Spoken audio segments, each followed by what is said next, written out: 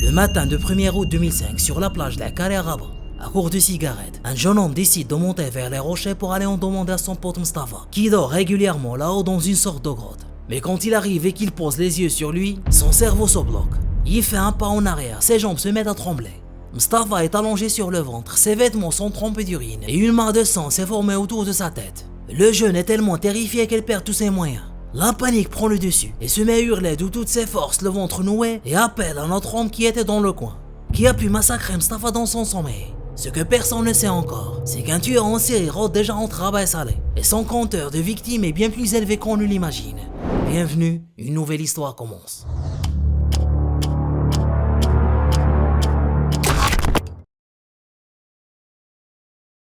Ce matin-là, la plage de la Carré est complètement déserte. Le seul à entendre ces cris de détresse, c'est Fouad, un pêcheur à la canne qui attend tranquillement que la mer recule. Il lâche tout et court voir ce qui se passe. Quand il arrive au niveau de la grotte, il tombe sur le corps sans vie de Mustapha. Au même moment, l'autre homme alerté lui aussi rejoint le groupe. Fouad les regarde, blême et leur dit direct: Il faut appeler la police. Mais dès que les deux hommes entendent le mot police, ils paniquent, font demi-tour et prennent la fuite en courant, laissant le pêcheur seul. Ces deux-là sont connus pour passer leur temps à sniffer de la colle. Le pêcheur Fouad ne reste pas seul très longtemps. Une foule de curieux commence à s'attrouper à encercler le corps de Mustapha. Au milieu de cette effervescence, les deux hommes, poussés par une étrange fascination, reviennent sur leurs pas. C'est à ce moment-là que la police arrive enfin sur les lieux. Alors que les agents sécurisent la scène de crime, un officier tend l'oreille et surprend une discussion étrange entre les deux hommes. L'un dit à l'autre à voix basse: On aurait dû le suivre, on aurait dû l'arrêter. Pour l'officier, cette phrase résonne comme un aveu. Les policiers n'hésitent pas. Ils les arrêtent immédiatement et les embarquent au poste pour interrogatoire. Face aux enquêteurs, la première question fuse, directe, percutante. C'est vous qui l'avez tué? Paniqués, ils jurent que non. Au départ, les policiers sont très suspicieux, mais après une enquête approfondie, la vérité éclate. Ils sont totalement innocents. Le meurtre de Mustapha n'est pas de leur fait. Même s'ils se retrouvent d'abord accusés de non-assistance à personne en danger, les deux hommes décident de coopérer pleinement pour aider la justice. Du jour au lendemain, ils ne sont plus considérés comme des suspects. Et ce qu'ils vont révéler aux enquêteurs va complètement lancer l'affaire. Ils racontent que ce matin-là, ils ont aperçu une seule et unique personne rôder près du lieu du crime. Un homme avec un sac à la main, un certain Abdelali, que tout le monde surnomme le Mknassi. Cette piste inespérée va permettre à la police de Rabat de lancer officiellement sa traque. En réalité, ce meurtre n'était que la partie visible de l'iceberg. Depuis plusieurs mois déjà, des corps étaient retrouvés entre Rabat et Salé, toujours avec la même signature, la boîte crânienne brisée. Le plus incroyable, c'est que personne n'avait compris ce qui se passait. La plupart de ces affaires avaient été classées les unes après les autres comme de simples accidents. Pour les autorités, il ne s'agissait que de marginaux ou de sans-abri qui s'étaient mortellement blessés après une chute. Une traque à mort commence. Et bientôt, les enquêteurs vont comprendre qu'ils ne cherchent pas un simple meurtrier, mais probablement le pire tueur en série de l'histoire du Maroc. Grâce aux deux témoins, les enquêteurs tiennent enfin quelque chose de concret. Le signalement est précis. Le suspect s'appelle Abdelali, mais dans la rue, tout le monde le surnomme le Mknassi. C'est un homme d'environ 1m70 à la pommade, vêtu d'un jean et d'un tricot à manches courtes. Les flics précisent aussi qu'il se déplace toujours avec un sac en plastique à la main et qu'il a bossé un temps au marché de gros de légumes avant de finir à la rue à ramasser les poubelles. Les recherches commencent partout au bord de la mer et le long du fleuve Bourgreg, là où il traîne tout le temps.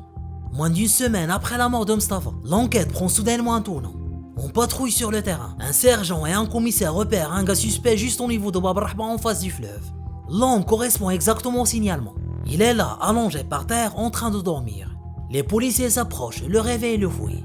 Et là, dans ses affaires, il tombe sur un truc très bizarre. Abdelali a sur lui 14 comprimés de psychotropes et surtout, dans son fameux sac en plastique, il transporte une énorme pierre. Il l'embarque direct au poste. Face aux deux témoins de la plage, Abdelali ne cherche même pas à mentir. Il avoue tout de suite qu'il a tué Mustapha Stati. Et le mobile est complètement absurde. C'est juste une embrouille. Abdelali voulait bosser avec Mustapha au marché de gros. Mais Mustapha l'a recalé en lui disant qu'il n'était pas assez costaud pour porter les caisses de tomates. Ils se sont battus, Abdelali s'est fait jeter contre un mur. Et en partant, il a juré de se venger en lui disant: Si je te croise quelque part, sache que je vais te fumer. Sauf que pour les enquêteurs, l'histoire ne s'arrête pas là. Ils ont un énorme doute sur les autres sans-abri retrouvés morts ces derniers mois. À chaque fois, les dossiers étaient classés comme de bêtes accidents, mais la police avait de gros soupçons. Pour eux, c'était clairement des meurtres déguisés. Le problème, c'est qu'ils n'avaient absolument aucune preuve pour le démontrer. Ils étaient coincés. Alors, pour le confondre, un officier va tenter un coup de bluff super malin. Il choisit exprès de lui parler du tout dernier meurtre commis juste avant de celui de Mustapha près du marché de gros. L'officier le regarde et lui balance: Le gars que tu as frappé là-bas, tu devrais lui rendre son argent. Il est toujours sur le lit d'hôpital. Abdelali fonce direct dans le panneau et répond spontanément: Je lui ai rien pris. Le flic enchaîne direct pour enfoncer le clou et lui demande. Et l'autre gars, celui de la Kari? Et là, Abdelali lâche froidement. Non, celui-là, il est mort. C'est la gaffe ultime, l'aveu qu'il fallait. Pris à son propre piège, Abdelali commence à déballer toute l'horreur. Les flics n'en reviennent pas de voir à quel point il est froid et détaché. Et décident de l'emmener sur le terrain pour les reconstitutions. Et là, de manière ultra précise, Abdelali va guider la police d'un lieu de crime à un autre entre Rabat et Salé. Il va connecter lui-même une série d'affaires que les enquêteurs soupçonnaient depuis des mois sans jamais avoir réussi à les relier entre elles. Mais avant d'en arriver à ces reconstitutions glaçantes, qui est vraiment cet homme? Quand un simple éboueur a-t-il pu basculer dans une telle folie et tuer autant de personnes de sang-froid sans jamais sourciller? Pour le comprendre, il faut remonter le fil de son histoire. Abdelali Amir, surnommé Bousma, est né en 1961 à Salé, plus précisément dans le bidonville de Sidi Moussa. Il grandit au sein d'une famille pauvre, aussi bien sur le plan matériel qu'au niveau de l'éducation. C'est le plus jeune d'une grande fratrie de 6 frères et sœurs. On ne sait pas vraiment pourquoi, mais il ne met jamais les pieds à l'école et grandit sans aucune instruction. Sans repère, il commence très vite à traîner dehors et s'enfonce dans la dérive.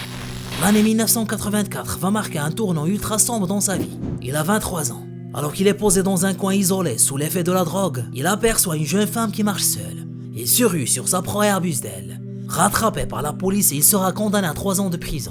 Quand il sort enfin et retourne à Sidi Moussa, c'est le choc total. Sa vie s'écroule définitivement et découvre que ses parents sont morts. Pire encore, ses frères et sœurs ont vendu la baraque familiale en cachette, se sont partagés tout l'héritage et ont quitté le Maroc pour s'installer à l'étranger. Abdelali subit un véritable séisme psychologique. Il se retrouve abandonné par tout le monde, rejeté par sa propre famille, sans un sou et sans toit. Comme il est totalement analphabète et qu'il n'a aucun métier entre les mains, il bascule définitivement dans la criminalité juste pour financer ses vices et sa survie. Il s'isole, devient totalement solitaire et s'enfonce dans une routine de marginal. Il vit dort à la belle étoile et enchaîne les délits et les allers-retours en prison, au point de passer une grande partie de sa jeunesse derrière les barreaux. Et c'est dans cette misère et cette solitude totale que sa rage va grandir. Énervé contre la terre entière, poussé par la misère et le besoin de payer sa drogue, il va finir par commettre l'irréparable. Le 12 octobre 2004, il bascule définitivement dans l'horreur. Ce matin-là, quand il se réveille, son chariot s'est littéralement évaporé dans la nature. Cet objet avec lequel il passait ses journées à fouiller les poubelles n'est plus là. Privé de son unique moyen de subsistance, il devient totalement enragé. Il cherche son chariot toute la journée, en vain. Le soir tombe, et il entre pour la première fois dans le grand cimetière de Bab el Araba, un endroit réputé pour servir de cachette et l'abri de nombreux marginaux et sans-abri.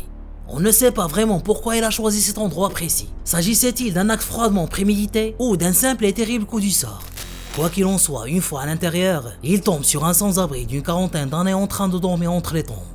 Abdelali ramasse une grosse pierre, le genre de pierre massive qui sert à construire les tombes, s'approche doucement par derrière et lui fracasse le crâne de toutes ses forces. Il lui vole le peu de monnaie qu'il a sur lui, glisse la pierre dans son sac en plastique pour la garder avec lui et s'en va. Le lendemain matin du crime, le corps de la victime n'est pas trouvé par hasard. C'est un jeune homme venu ce jour-là au cimetière pour aider un graveur de pierre tombale qui fait la macabre découverte au milieu des sépultures. Terrifié, le jeune homme court immédiatement prévenir le gardien du cimetière et son patron. Ces deux derniers avaient pourtant passé la nuit ensemble sur place. Ils avaient tout préparé la veille pour pouvoir commencer le travail très tôt le matin. Mais malgré leur proximité, ils n'ont absolument rien entendu de la nuit. La police arrive rapidement sur les lieux, mais le constat est terrible pour les enquêteurs. Non seulement il n'y a aucun témoin et aucune empreinte digitale, mais la scène de crime a déjà été polluée. Avant leur arrivée, le gardien du cimetière et les 2 autres personnes ont piétiné toute la zone. À cause de ces pas indiscrets, les traces du tueur sont devenues totalement inexploitables, détruisant la seule chance de remonter une piste. Pour la police, le résultat est négatif et c'est le point mort direct. Cette absence totale de preuves va involontairement ouvrir grand la porte à Abdelali. En voyant qu'il a pu tuer un homme sans jamais être inquiété, il prend une confiance aveugle. Il comprend qu'il peut recommencer. 3 mois s'écoulent. 3 mois où il se fait discret. Mais sa rage et ses pulsions finissent par reprendre le dessus. Une nuit, il traîne au bord de la rivière de Bourg-Ragaraba. En marchant, il repère un jeune homme sans abri qui dort caché entre les rochers. C'est là qu'il passe à l'action. Il sort la pierre qu'il transporte dans son sac en plastique, s'approche et lui fracasse la tête. Il grappille le moindre sou sur le corps avant de disparaître dans le noir. À ce moment-là, personne ne fait encore le lien. Mais à peine 20 jours plus tard, la police fait une nouvelle découverte macabre sur la rive du Bourgreg. Cette fois, c'est le corps d'un homme allongé près de son chariot.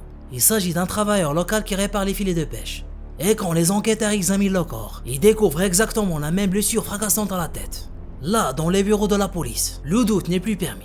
Les blessures sont trop similaires pour être accidentelles. La police commence sérieusement à soupçonner qu'un tueur rôde. Mais avant même qu'il puisse trouver une piste, une quatrième victime tombe. Ça se passe dans la rue Tajine, dans la Médina, pas loin du cimetière. La cible, un vieil homme sans abri. C'était une figure connue du quartier. Un homme tranquille, sans histoire, qui venait juste là pour passer la nuit et dormir à l'abri.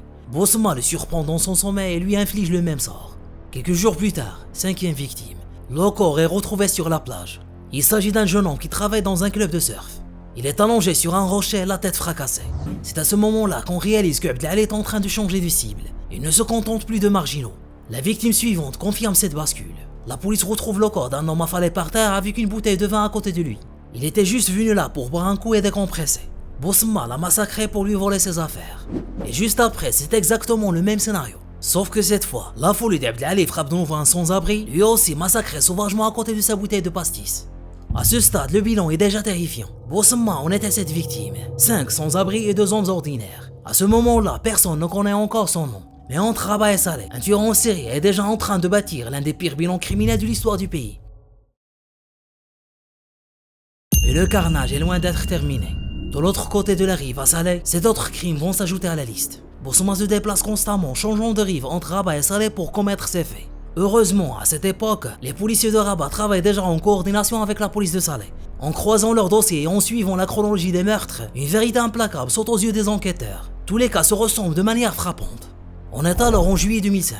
Un matin, dans la forêt qui longe Bourgreg, un homme prénommé Mustafa marche entre les arbres pour chasser des petits oiseaux. En avançant, il remarque un homme allongé, endormi sous un arbre, le visage recouvert d'une serviette. Mustafa ne s'inquiète pas plus que ça et continue sa route. Mais le lendemain matin, il revient au même endroit. Et là, il revoit exactement la même personne, dans la même posture, au même endroit, avec la même serviette sur le visage. Un gros doute l'envahit. Il s'approche, retire la serviette et l'horreur le frappe de plein fouet. Terrorisé par ce qu'il vient de découvrir, il court immédiatement prévenir la police. En réalité, Bosma fréquentait souvent ces coins-là. Le jour du crime, il traînait dans la forêt et avait repéré ce sans-abri. Dès qu'il s'est assuré qu'il dormait profondément, il est passé à l'action. Et pour commettre toute cette série de meurtres, Bosma utilise toujours la même pierre, celle du tout premier crime. Ce choix n'a rien d'un hasard. Avec son apparence de marginal, se promener avec un couteau ou toute autre arme aurait immédiatement attiré l'attention des patrouilles de police. Une pierre dans un sac, en revanche, ne suscite aucun soupçon. Pour frapper, il a développé une technique d'une efficacité terrifiante. Au moment de l'impact, il n'utilise pas seulement son bras. Il verrouille ses épaules et projette tout le poids de son buste vers l'avant. Cette force brute garantit que la première frappe soit instantanément fatale, ne laissant aucune chance à ses victimes de crier ou de se défendre. Désormais, la police de Rabat et de Saleh est sous une pression monumentale. Mais les enquêteurs sont complètement perdus, les mains liées. Pas de traces, pas d'empreintes, pas de témoins, pas la moindre piste. Rien. Et pendant ce temps, les corps continuent de tomber. La police découvre une autre victime, un jeune homme d'une trentaine d'années tué de la même façon. Dans la même période, un autre corps est retrouvé sur des rochers, le crâne littéralement troué. 2 semaines plus tard, encore un jeune sans-abri. Les scènes de crime sont désespérément vides d'indices et la liste des morts s'allonge. Pourtant, dans toute cette horreur, 4 personnes vont miraculeusement survivre à ces attaques. Parmi elles, il y a Saïd, un sans-abri. Saïd raconte qu'il était en train de dormir quand il a soudainement reçu un premier coup terrible. Mais il avait une chienne avec lui. En voyant son maître agressé, l'animal se jette sur Abdelali et le mord violemment avant qu'il ne puisse porter le deuxième coup. Paniqué par les crocs de la chienne, Bosma lâche l'affaire et prend la fuite. C'est uniquement grâce à sa chienne que Saïd a eu la vie sauve. Ce sont d'ailleurs ces survivants qui vont commencer à faire circuler le nom de Bosma dans la rue, car ils sont les seuls à avoir compris comment ce monstre attaquait. Le problème, c'est qu'étant marginaux et méfiants envers les autorités, ils n'ont jamais contacté la police pour témoigner. Alors la grande question que tout le monde se pose c'est, comment la police n'a-t-elle pas pu arrêter ce criminel plus tôt? La réponse est aussi simple que déroutante. Bosma était d'une précision chirurgicale et connaissait les lieux comme sa poche. De plus, il savait exactement comment les sans-abri vivaient, bougeaient et pensaient, car il était l'un des leurs. Il savait que certains d'entre eux, notamment les voleurs, cachaient parfois de belles sommes d'argent sur eux. Pourtant, ces butins réels sont médiocres, ne dépassant parfois que quelques dizaines de dirhams. Et c'est là que l'on comprend le vrai visage de Bosma. Un tueur en série pleinement conscient de ses actes, mais animé par un profond sentiment de vengeance. Seul, sans amis, rejeté par les siens, il nourrissait une haine viscérale envers la société tout entière. Tuer, c'était sa façon de faire payer un monde qu'il estimait l'avoir abandonné. Le vol n'est pourtant pas la seule et unique raison qui pousse le monstre à agir. Ses actes cachent une réalité encore plus sombre, une déviance profonde. Abdelali a d'ailleurs déjà été condamné par le passé pour des affaires d'abus. Son 4e crime en tout, qui est aussi le 7e commis du côté de Saleh, va lever le voile sur cette perversion. Ça se passe près de Sidi Bouzdra. Ce jour-là, Bosma traîne dans les parages lorsqu'il remarque une vieille femme. Il s'approche d'elle et lui impose ses désirs. Face à son refus, Bosman ne contrôle plus ses pulsions. Il lui assène un coup de pied mortel à la tête avant d'abuser de son corps. Cette victime a plus de 70 ans et souffre de la maladie d'Alzheimer. Elle sera la seule et unique victime que la police réussira à identifier immédiatement, car son fils avait pris la précaution d'écrire son numéro de téléphone directement sur le châle qu'elle portait sur la tête. Pour pouvoir basculer dans cette violence extrême, Bosman prépare ses nuits. Chaque soir, il avale entre 5 et 7 comprimés de psychotropes. Une forte dose qui le plonge chaque soir dans un état où le passage à l'acte devient plus facile. L'affaire se déplace devant la justice. Devant le juge d'instruction lors de l'audience préliminaire, Abdelali reconnaît l'intégralité de ses crimes. Il avoue et assume sans ciller sa responsabilité dans 18 meurtres et tentatives de meurtre. Pourtant, lors de l'interrogatoire détaillé, le tueur change brusquement de stratégie. Il nie la quasi-totalité de ses aveux précédents. Devant la cour, il ne reconnaît plus que 2 crimes. L'abus et le meurtre de la vieille femme de Sidi Bouzdra, ainsi que son tout dernier crime, celui de Mustafa Stati sur la plage de la Kari à Rabat. Abdelali est alors poursuivi pour homicide volontaire avec préméditation, meurtre accompagné de crimes, abus, vol qualifié et consommation de psychotropes. Les expertises et ses propres déclarations confirment qu'il ne souffre pas de schizophrénie. Lorsqu'il frappe, Bosman n'est pas dans l'état d'agitation ou de délire propre au schizophrène. Il agit avec un calme olympien, une froideur clinique, au point qu'il ne prend même pas la peine de vérifier si ses victimes sont mortes ou vivantes après le coup. Il est pleinement conscient de la portée de ses actes. Le verdict tombe le 16 août 2005. La cour d'appel de Rabat condamne Abdelali Amir à la peine de mort. Avec ce verdict, la traque de Bosman prend fin. Derrière lui, il laisse un sillage de mort qui marquera à jamais l'histoire criminelle du Maroc. Un grand merci à vous d'avoir suivi cette enquête jusqu'au bout. N'oubliez pas de laisser un pouce bleu, j'attends vos commentaires. Restez prudents, prenez grand soin de vous, et je vous dis à très vite. Ciao.